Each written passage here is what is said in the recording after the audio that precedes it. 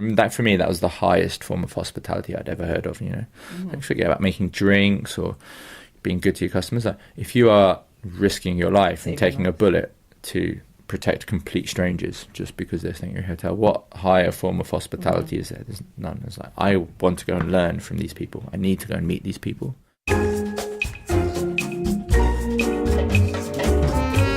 Welcome to the Lush Life podcast. I'm your drinking companion, Susan Schwartz, and I bring you the how-to guide for living life one cocktail at a time. Thanks to my mother's love of martinis, the first words I spoke were shaken, not stirred, and I've been obsessed by cocktails ever since. Together, we'll learn from bartenders, brand ambassadors, distillers, and others why certain drinks are popular in certain cultures, how to make the perfect old-fashioned, when to shake and when to stir, and so much more. Hear that sound? It's time to cozy up to the bar and let the fun begin. If you're new to the hospitality industry, or even an old-timer, you should listen to the next 2 episodes of Lush Life. The story that unfolds over these 2 episodes could be your story. Our guest, Tim Etherington-Judge, has literally been through it all and come out the other side, with all the tools necessary to help his fellow colleagues in the hospitality industry. Thank goodness he had the bravery to tell his story, and then to establish Healthy Hospo, which provides information, advice, and support on mental and physical health for all hospitality professionals. It's best to let Tim tell you his tale, starting at the very beginning. I was born in Reading, Berkshire, which is not very far from here. But when I was very young, my father had a heart attack at 29. I think it was stress-related heart problem. Was told that if we didn't kind of change his high-stress job, he wouldn't be around much longer for his family. So we up sticks and moved down to Cornwall. I think I was like 5 or 6 at the time. So yeah, I really grew up in Cornwall. I don't remember any time before Cornwall. So we moved down to a little town in Cornwall called Hale, which is right by the beach. It's the most beautiful beach. It's like 3 miles long, and So you were a country acres boy. of sand dunes. Yeah, it was the greatest place to grow up as a kid. It was so safe. We didn't even lock the front door. During the summer holidays, you'd be like, "Mum, I'm going out now." You go out like 9 o'clock in the morning. Come back. She'd be like, "Be back for tea." So you come back, have some dinner, and you go, "I'm going off again." And you go again before dark. And it was just the best place to grow up as a kid. But then as you get a bit older, it becomes a bit more difficult. It's very tourist driven. So in the summer, it's absolutely packed. And there's lots of jobs in kitchens, in bars, and restaurants. But in the winter, it's just dead. And it's got even worse now because of the kind of second home thing. So there's whole villages in Cornwall that in the winter, no one lives in. Because it's all just owned, they're all like summer homes for people in London. So does that mean your class at school was tiny? No, I was lucky to go to a really good school. So I got a scholarship to the best school in the county, Truro School, which was a real blessing. Was it a boarding school? Yes. Yeah, it was just a great school to go there. A very sports-focused school, so I got into the rugby team, which was kind of like being in the college football team in the US. You were just treated differently, and it was special. You get pulled out of class to go to training, and it was great. I went to school in the same class as a 4-time Olympic gold medalist, and probably the greatest competition sailor of all time, Ben Ainsley. Sir Ben Ainsley, as we have to call him now. So yeah, it's a great place to grow up as a kid. And then because it's such a tourist area, when you get to working age, it's you start getting jobs in bars and restaurants. And my dad was always in the catering industry, so he had a little coffee shop at Pendennis Castle. So that was my first kind of job. 14 years old. It's like child labour. Thanks, Dad. For £1.50 an hour. So I started in hospitality. So that was your first taste? Yeah, and then went from there to flipping burgers at Wimpy, which is like Oh my gosh. Yeah, probably. That horrible could not be burger easy, chain. Yeah. No wonder you're vegan now. Yeah, exactly. Not that there's anything against people who eat hamburgers. No, but Wimpy are not the best hamburgers. No. And then, had bar backing jobs and... So it was something that you were interested in, or you just thought, okay, this is a way to make money? It's just in Cornwall. It's just literally the only jobs you can get in the summer, and they're so easy to come by. So started with that, and then tried all sorts of things. So, worked behind the bar, putting it's all pints and gin and tonics and stuff like that in the summer. Worked in the kitchen for a bit. Was a chef, like a summertime chef, for about 3 years in a restaurant called the Watermill. And it was fun. It was a summer job, but then in the winter, kind of those jobs dry up because everyone just leaves. So tried a few other things. One of my favourite jobs was I did 2 years working at a special needs school, so classroom assistant. So working with severely disabled children with severe autism, Down syndrome, and various other illnesses, and that was just the most fantastic job. And one of those days where you turn up to work every day, and it's like the smallest thing, like something that we just take so for granted. You teach these kids or do it for these kids, and it just makes their world. Mm-hmm. And it was just the most magical job, but so emotionally draining. Like every day I would come home. About how old were you when you were doing this? I was like 19. Mm-hmm. So still young, you're really young yourself. Yeah, some of the kids were almost as old as me, but it was magic, magic. But I'd come home from work every day and just sit on the sofa and just instantly fall asleep. I still remember my last day at work after 2 years working with these kids. The last day I just cried the entire day.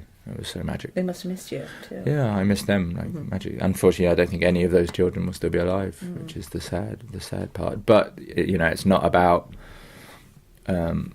teaching them anything meaningful. They're never going to change the world, but it's about kind of trying to make their lives as enjoyable for the short time that they're with us. And I guess that has a little bit of hospitality in it as well. It's just about making people's lives better, making people a bit happier. So I did that. I went to university, which was not so great. What did you study? I studied interior design. Oh boy! I was very good at art at school, but I didn't think that fine art had much career prospects. Well, that's what my career advisor told me. But I was really interested in architecture and design, so I thought interior design would be fun, and it just wasn't. Oh. So it was quite boring. Did you last the whole time? No, my parents were going through a divorce at the time, so it was quite a very stressful period for me. So I would be kind of at university, and then I'd have to come home, and I was at university in Hull, which is about a 9-hour drive from Cornwall. So I'd have to kind of like drive home for the weekends and then drive back, and it was just it wasn't a great time for me. And the course was not great, so I just decided that this isn't worth me getting into huge amounts of debt for. It's just not working out. So I moved back to Cornwall. Did you think of a different degree that you could do instead of interior design? No, I just said that right now university is not for me, and I need to go and kind of help my parents get through what they're going through. So I moved back to Cornwall. Again, tried to get away from hospitality, so got a job working for Allen and Heath, who are DJ mix. Well, they make kind of like live sound equipment, so they also make the best DJ mixers in the world. But they're based down in Cornwall. So worked for them. So that was a fun time, kind of hanging out in nightclubs and selling DJ mixers. So you were kind of near the hospitality. Yeah. I used to go to Fabric a lot because they were our number one. Oh yeah. They were we gave them mixers in return for us being able to say that we could kind of as used at Fabric, because at the time Fabric was the number one club in the world. So every at least once a month I would go up to Fabric for a night. Were you a music lover? Would you stay up all night? Oh, definitely. I would go to the entire club. Yeah. I'd rock up, meet the sound engineers on the door, and just stay and stand like in the DJ booth with some of my favorite DJs like James Lavelle, Peter Kruder, and some of the other guys. Incredible DJs they had there. Mm-hmm. There was some special moments in that job. And then got a job running a place called the Guinea Beach Cafe. So in Falmouth, it's a little port town in Cornwall. There's like a little tiny beach, and on the beach there's like a building which is a cafe with 2 flats above. So I got my friend Mark was running it at the time, and he's like, I'm done with this, I'm going to go. And he went to go and join an oil tanker. He joined BP to become like an oil tanker captain. So I started working there, and they were like, after a month, they were like, do you want to be the new manager? So I was like, Hospitality yeah, sure. got you again. Yeah, I was back in. So I was back in, moved in above the cafe, so it was just magic, living above the cafe. You could have jumped out my bedroom window and you would have landed on sand. And did that for a year, and like through the summer, and it was just... Was there ever a time when you thought, I'm just going to stay in Cornwall my entire life? Yeah, that time I had no plans to leave. And then Christmas 2005, my mum was rushed into hospital and never came out. Oh. So 3 weeks in intensive care, and then passed away very suddenly and unexpectedly. And that was really the moment that changed everything for me. I was really close to my mum, and I never probably would have left Cornwall because my parents were super important to me. But having that happen, it's huge. I was like 27 at the time. Yeah, so young. Uh-huh. It changed everything. And so I always say that her final gift to me was the kind of the ability to go and travel, the freedom to go and travel. So within 1 month, I quit my job, bought a one-way ticket to New Zealand. Had that been a place that you'd always wanted to go, or you thought that's the furthest I can get away? No, I'd always wanted to go to New Zealand. So kind of late nights chatting with my friends, we would campaign on environmental issues. So I spent time like training myself to Esso petrol pumps. And do lots of campaigning to try and raise environmental awareness, and that's why I became I stopped eating meat at the age of 21. And so New Zealand always seemed like the perfect place. If you look at if you were to assess countries around the world on their ability to survive climate change, New Zealand would probably be number one. It's 2 small islands, miles from anywhere, in the middle of an ocean. More fresh water than you know what to do with a very small population.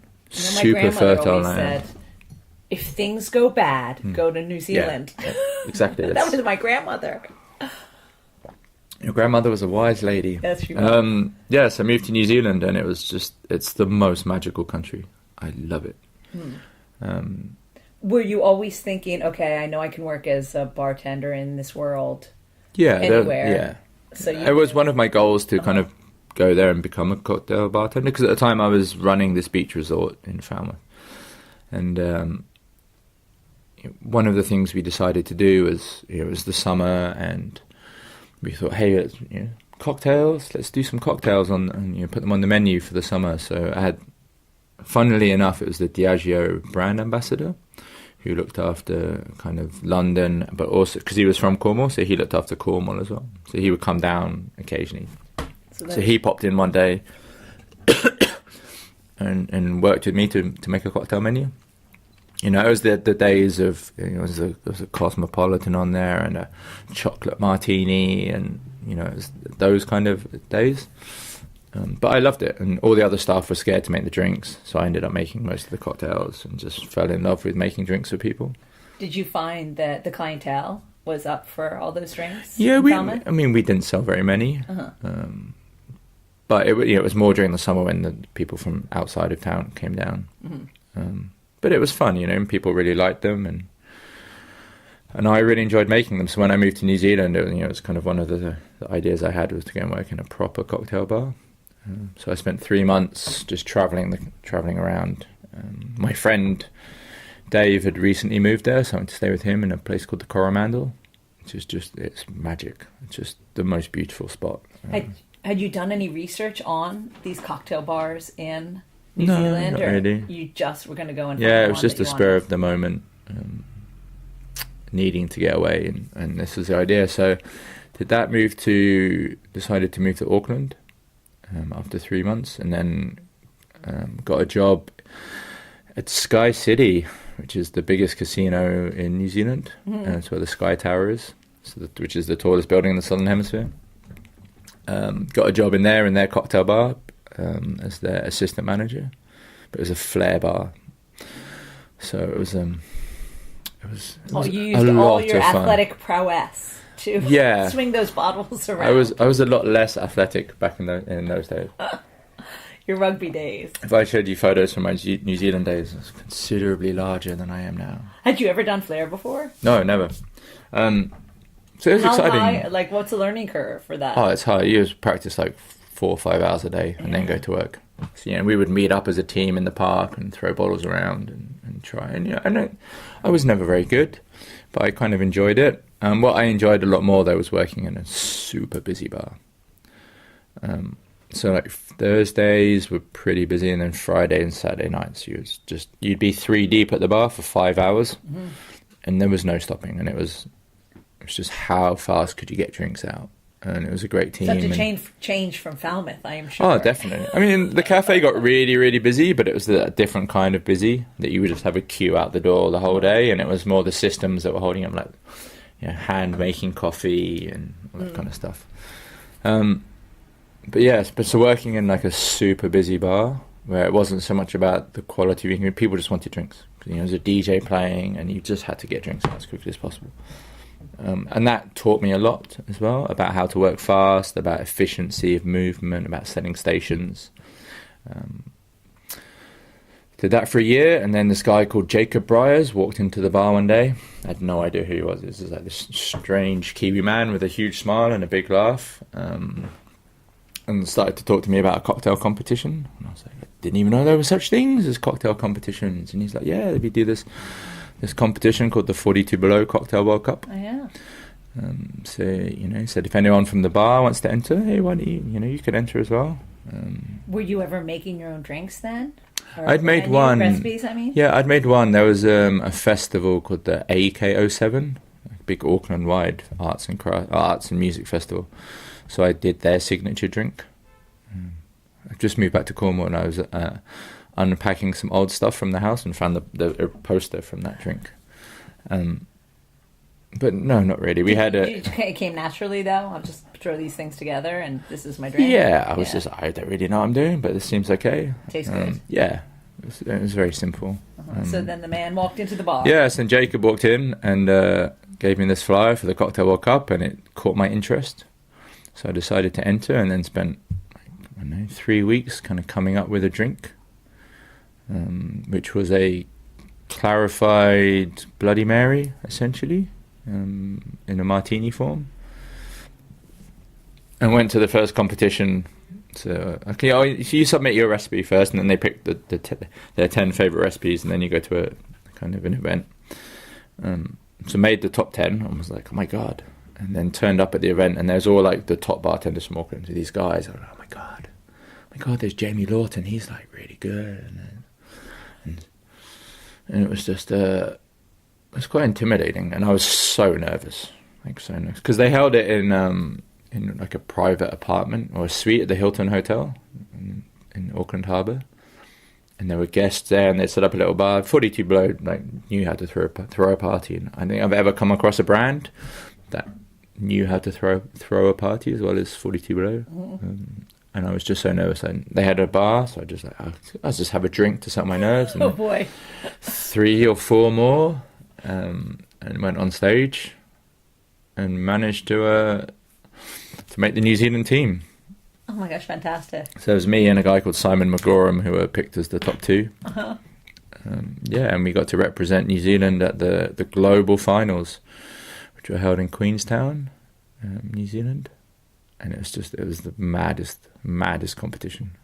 You speak to anyone that's kind of attended a Cocktail World Cup, particularly 2008 and before, everyone talks about it. So where were the other entries from? All over the world. All over the world. But it was a team competition, so you have... And there were only 2 of you on... 3. And 3 of you on So there's 2 of us from Auckland and a guy from Christchurch. Okay. So you had team from America, team from the UK, team from China, team from Australia. Plus you have the pressure team from of being the France. hometown team. Yeah, well, actually there were 2 teams from New Zealand. So you had 2 of us from Auckland and 1 guy from Christchurch, and then you had 1 guy from Auckland. No, sorry, 1 guy from Christchurch and 2 guys from Wellington. And it's a week-long competition, and it's team-based. So the idea is that you turn up in Queenstown with no drink, and you have to craft, over the course of that week together, you craft a drink that you then do at the finals. But at the same time, like, you literally get off the plane and they take you straight to a bungee jump. Oh, how about if you don't like want to bungee jump? It's like you have to. You kind of have to. So you stand there, but it's part of the competition. So you're standing there. I would have lost already. Yeah, so you're standing there, and you've got you have to make a cosmopolitan. So you kind of like mix it up before into a shaker. Hopefully you get to drink it before you jump off. No, you don't get to drink it.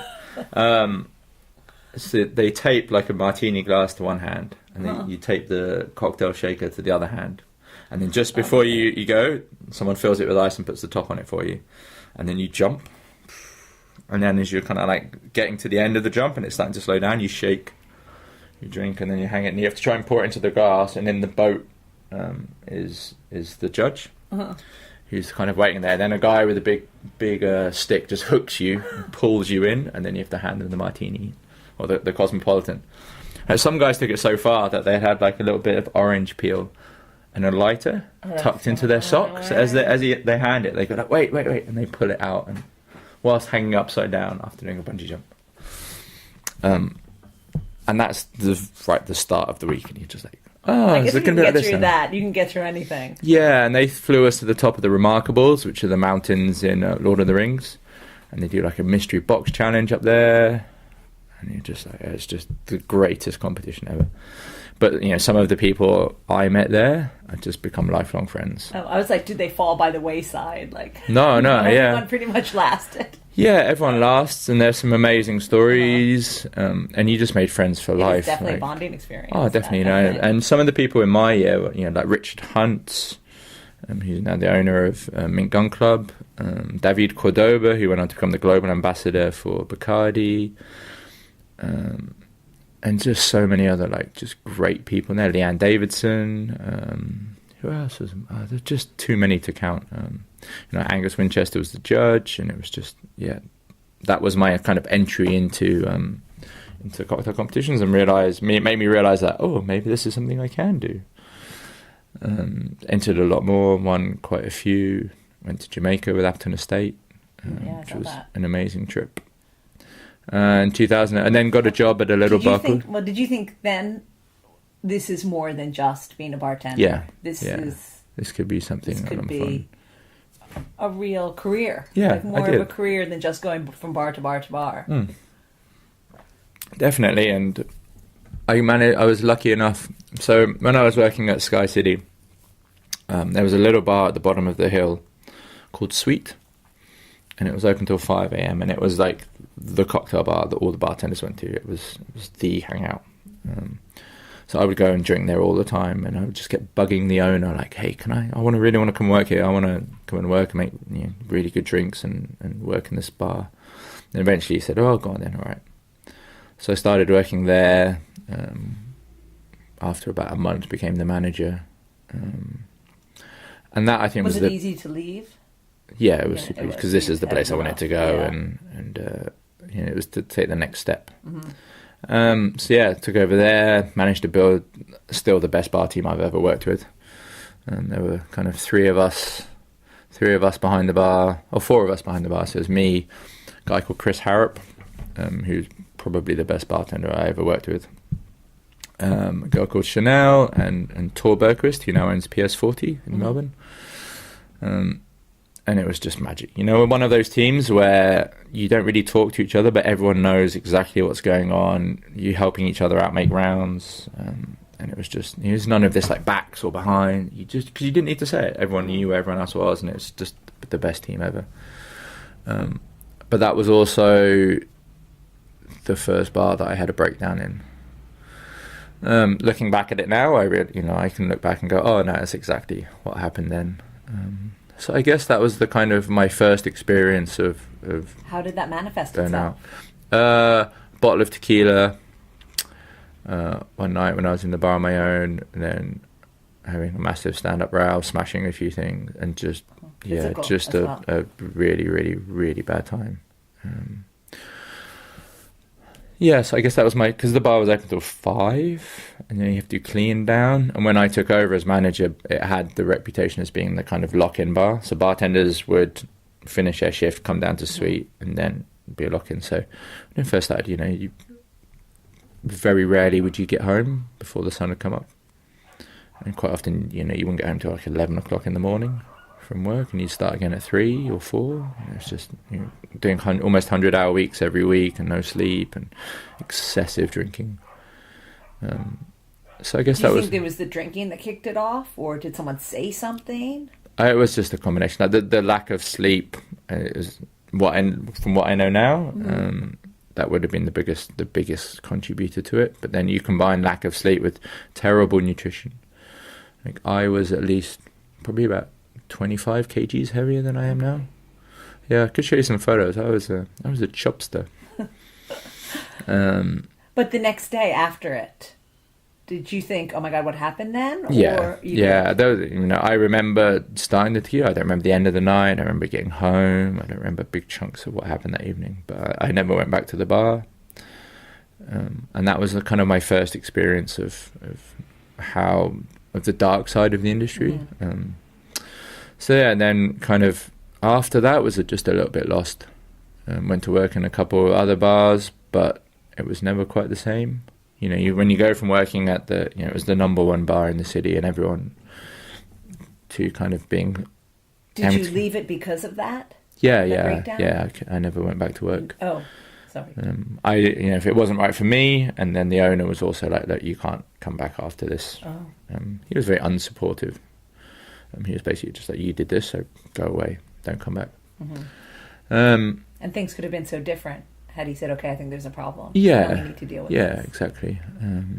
But he was also the same owner who closed the bar without telling anyone. So when people came, a few years later, guys came down to do their shift, and they just found a big chain across the door and a padlock, and he hadn't even told them he was going to close. But it was an iconic bar, and you talk to anyone who lived in Auckland at that time, and Sweet is still spoken about so fondly. And lots of people who worked there have gone on to great things. So like Tor owns PS40, Barney Toy, who did really well at Bacardi Legacy, is now based in London. James Goggin, who's killing it for Maverick Drinks. Chanel Lakiri, who is over in New York now as a brand ambassador. It's a really, really good team that worked there. But just kind of a bit lost. Did you think it was time to leave? I really didn't want to live Auckland. I love New Zealand so much. But I didn't really know where to go or what to do. So I got a job in a couple other bars, and it just wasn't right. And my girlfriend at the time was doing a lot of work with a bar school in India. So she would go to India and kind of recruit people to. Oh no, sorry, she was working for a bar school in New Zealand, and she would recruit people from India to come over and train and stuff like that. So we would talk about India a lot, and then it just popped up in my inbox one day, or my Facebook. No, it wasn't Facebook. It was before then. Pre-Facebook. About this job in India, and someone said, "Hey, would you like to go? We're looking for an expat to go and work in India." So I was like, "Sure," because me and my girlfriend at the time, we would talk about India a lot. So I was like, "Oh, I'm really interested. I've heard so much about India." So we began conversations, and then, like most people, I'd watched the 3-day kind of TV coverage of the terrorist attacks in Mumbai. Wow. When they held the hotels hostage, and particularly the Taj Mahal Palace Hotel, and set it on fire. I've been there. Yeah. Stayed there. It's a magic place. Yeah, it is. And the general manager's children and wife passed away in the fire, and you hear the stories about the staff and the courage of the staff to save their guests. So when I found out that the job was at the hotel, to help them reopen their bars after the attacks. I was like, I have to go. For me, hearing the stories of the staff risking their lives to save the guests who were staying in their hotel, that for me, that was the highest form of hospitality I'd ever heard of. Like, forget about making drinks or being good to your customers. Like, if you are risking your life and taking a bullet to protect complete strangers just because they're staying in your hotel, what higher form of hospitality is there? There's none. It's like, I want to go and learn from these people. I need to go and meet these people. So when I found out that it was that at that hotel, I was like, I'm definitely going. So flew out to Mumbai on Christmas Eve, 2009, to take up that job, and it was amazing to go and work in that. Such an iconic hotel. It's probably the second most famous building in India after the Taj Mahal. And it was a real honor to go and meet with these super humble. What a compliment to you, and that they reached out to you, something. And I just felt very lucky to have that opportunity, and it was just magic, to go and meet all these super humble, really nice, super low paid people. Who have such pride in and I the Taj. It's such it's more than just a hotel for people of Mumbai. Definitely. It's an institution. Everyone has a relationship with that hotel. They've either been there or they've had a party there or something's happened there. I remember working at the bar one day and these 4 guys came in. And you could tell that they weren't usual customers. It's an expensive 5-star hotel, and it's not cheap by anyone's standards. And you've got these 4 guys come in, and they're kind of standing there quite awkwardly at the end of the bar. And so it's obvious that they don't kind of visit 5-star hotels very often. And they ordered 1 Coke and 4 glasses, which they shared between them. And then none of them spoke English. So I kind of asked afterwards when they left, asked one of the staff, what was that all about? Who are these guys? And they're like, oh, they've come all the way from the other side of India with the sole purpose to visit the hotel. It was so important. They did almost like a pilgrimage to the hotel to come visit. But all they can afford is 1 can of Coke, so they shared it. But that was, for them, that was something that they travelled across the country to do. And then it really kind of made me realise just how important the building is. And even more so after the terrorist attacks, because that really tore at the heart of Indian culture. Right. But I got to learn the magic of Indian hospitality. It's something you can't teach. It comes from the heart. Can you verbalize a little what the difference is? They're generally very poorly trained because it's one of the worst paid industries in the world. So very poorly educated people usually don't get a lot of training. But they just want to please people. They have it in their hearts to give people a great experience. There's nothing too far, nothing they won't do to make sure people have a good time. And it's very genuine, it's very honest. And I think a lot of people don't have that. A lot of people can have great skills, but if you don't genuinely in your heart want to serve people, then it doesn't work. So, but in India, you definitely have that. And it was just, it was an amazing experience to learn from them. So that was my first step into India. And then from there, I was working at the hotel, and we would have Diageo people come in all the time because it was the number 1 account. And I did some trainings for Diageo people because they hadn't, they were relying on me to kind of impress any guests that they brought from overseas. So they would kind of pay me to come and do some trainings with them or to do classes with them. And then eventually one day someone came in and said, would you like to be the ambassador? We're looking for an ambassador for India for the reserve portfolio. We'd really like you to be that person. So I was like, sure. Did that mean giving up your role at the Taj? Yeah. Okay. And at the time I was kind of happy with. Because as much as I loved the people at the Taj, the bureaucracy was frightening. It's a big hotel chain, and that's the flagship hotel. And they had a very famous chef there at the time, so everything had to go through the chef. Like if you wanted to move the flower vase from one side of the bar to the other, you had to have chef's approval. And just meant things that were very, very slow, very How about like painful. drinks menus and things like that? No, he had to approve that as well. Oh boy. So everything. Did he work with you, or No. No, not at all. Quick answer to that. Yeah. So off to Diageo Reserve. Yeah, so they invited me, and every And bar was this for all of India? for all of India. So I became the Big place. first ambassador for India, which was an insane journey. So yeah, there were 5 of us on the reserve team, and I got to travel all over the country, training bartenders, staying in the hotels. So we did some deals with the Taj hotels. So I would go and train at many Taj hotels as possible, but I would get to stay in them all as well.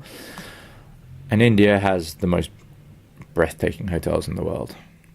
Things like Rambagh Palace, Umaid Bhawan. I've stayed in some of the Oberoi.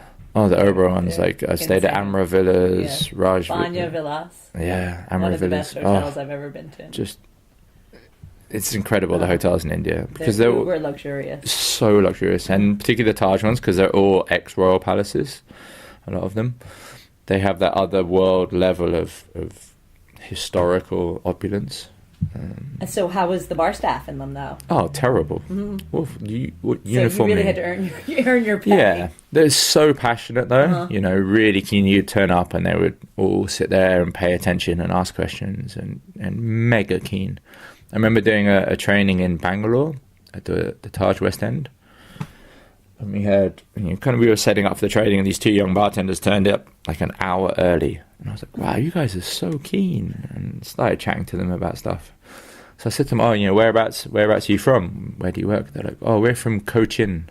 And I was like, okay, man, Cochin. I don't know where Cochin is. So I asked someone, I was like, where's Cochin? And they're like, that's not very close. It's a long way away. So I said, how long did it take you to get to the training today? They're like, oh, 12 hours, sir. I was like, what? Like 12 hours on the train. I'm like, you spent 12 hours on a train to come to my training? And they're like, yes, sir. Like, so matter-of-factly, as if that was completely normal. And then at the end of the session, they both came up to me and said, thank you very much, sir. This has been the best day of our lives. And they were just like, and it was just so many experiences like that, humbling experiences across India, which just made me fall in love with India. Were you teaching pretty much basic stuff? Or? Yeah, it was super basic. Because now everything is about local and, sourced from. Was there any of that? Because India has so much. Yeah, it was starting to. It was starting to. So when we launched World Class in India, so the first 6 months of my job in India, we're launching World Class. Before I'd even I had to come back to UK and get a visa. And so whilst I was in the UK, they said, the Diageo team said, oh, can you just meet with these few people in London while you're here? They've got something to tell you. I was like, yeah, sure, okay, fine. So I met with like Louise McGuan, who owns JJ Corrie whiskey, and Spike Marchant, who's the World Class ambassador, and a few other people. And they said, oh, so World Class this year, it's our 3rd year for World Class. We did London launch and then Greece, and next year it's going to be in India. So I was like, okay, and you're going to be the host ambassador. What do I have to do? And it's in 6 months' time. Training everyone around the world. Yeah, not only did I have to go in, write a complete world-class plan for India to find an Indian winner, and then also had to be the ambassador. Do you think India was ready for that then? If you see what happened afterwards, definitely.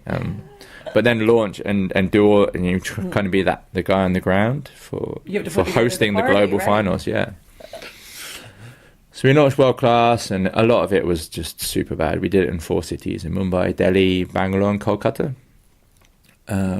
We had this one guy. He was super young, super fresh, but he worked at the Blue Bar in Delhi, and he turned up to the first round, and he was awful. Like, didn't make the top 10, just uniformly rubbish. Turned up to the second round and made the top 10. So we do like a little competition, then top 10, then the top 10 would do like a proper competition, and the best one from that round would go through to the final. But you could see when he turned up, he's like, I really want to do well at this.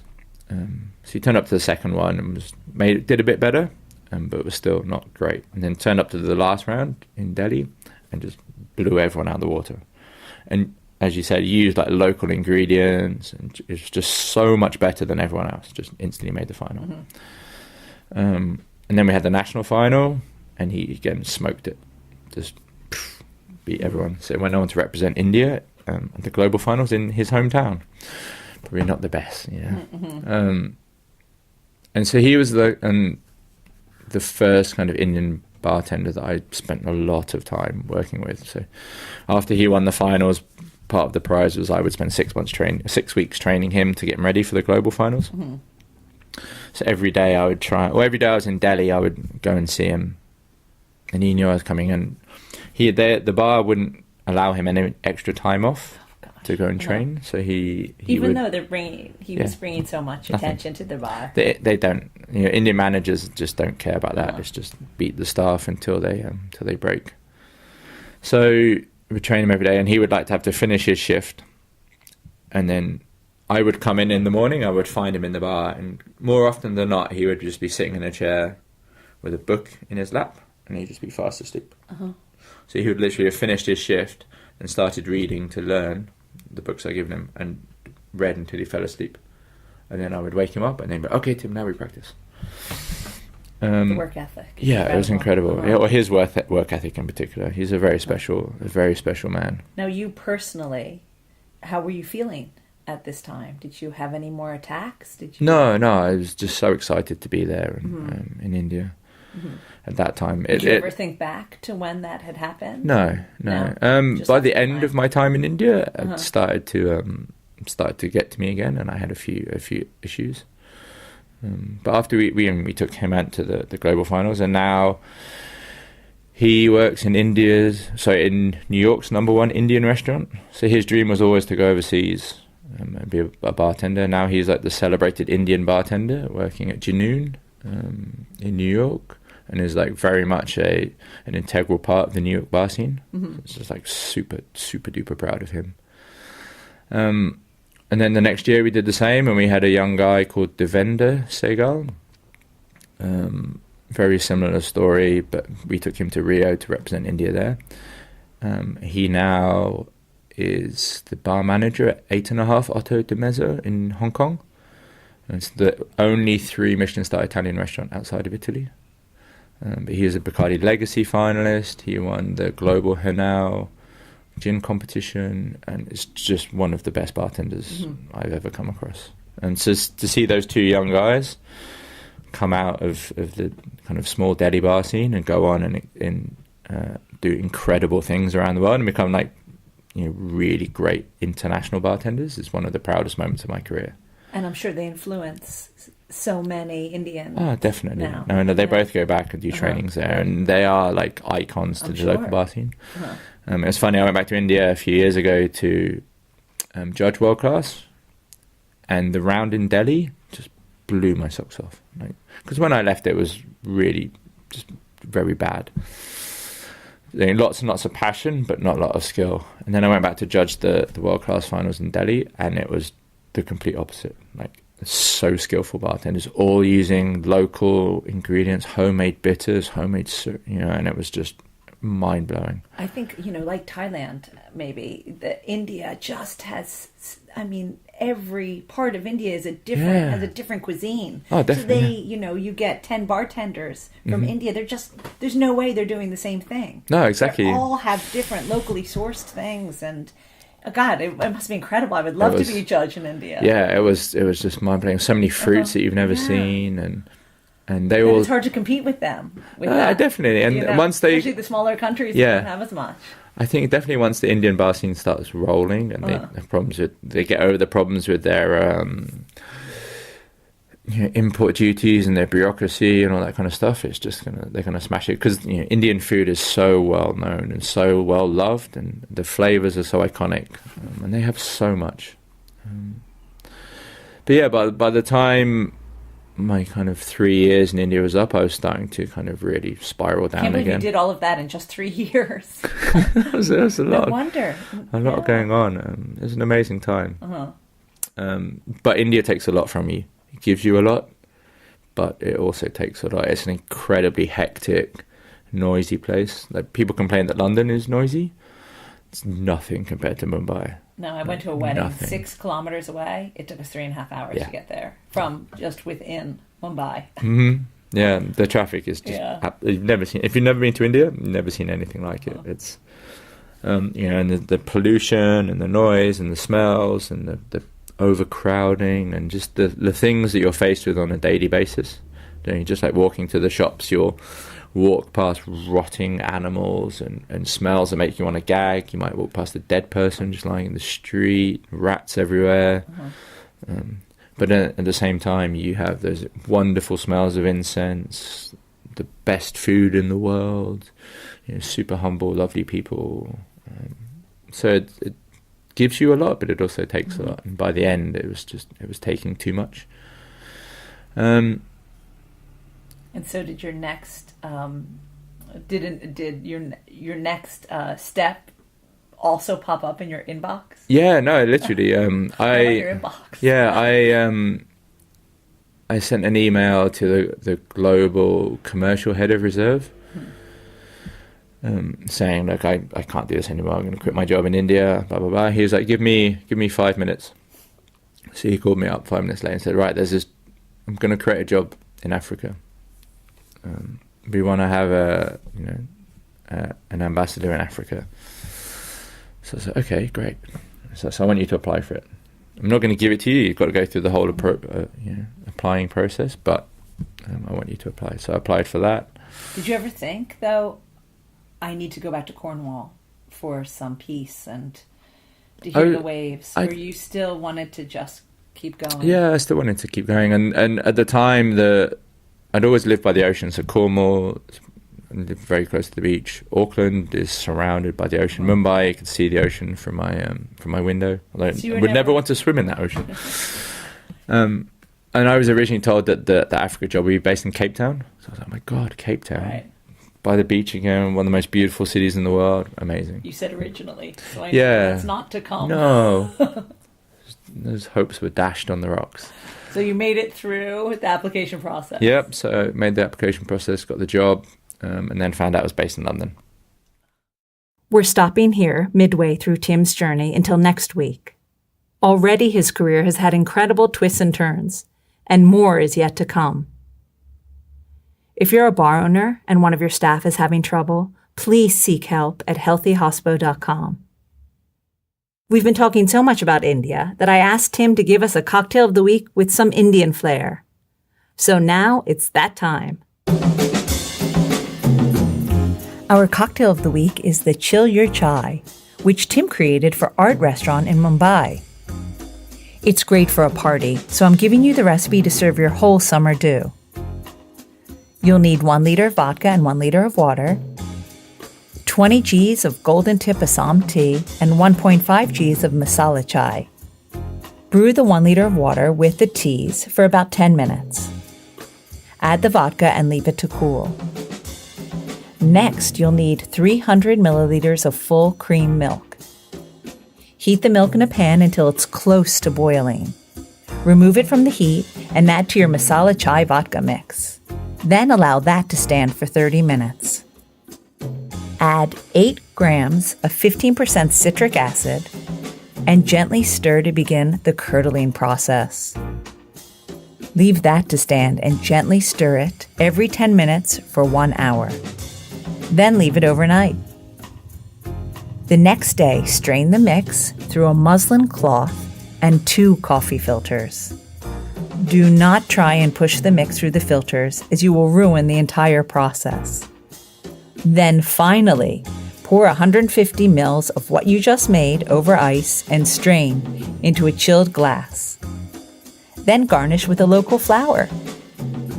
You'll find this recipe and all the cocktails of the week on lushlifemanual.com, where you'll also find all the ingredients in our shop.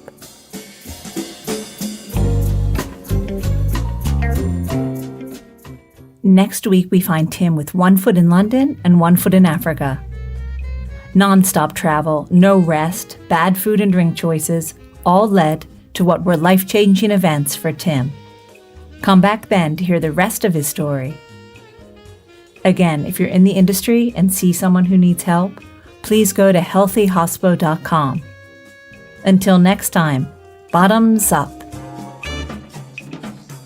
Thanks for listening to the Lush Life podcast, the sister of A Lush Life Manual. For more information and links to everything you heard, plus a bit more, please visit alushlifemanual.com. Always remember the wise words of Oscar Wilde. All things in moderation, including moderation. And always drink responsibly. Okay, I said that last part. Theme music is by Steven Shapiro and used with permission. Lush Life is produced by Evo Terra, and I'm your hostess, Susan Schwartz.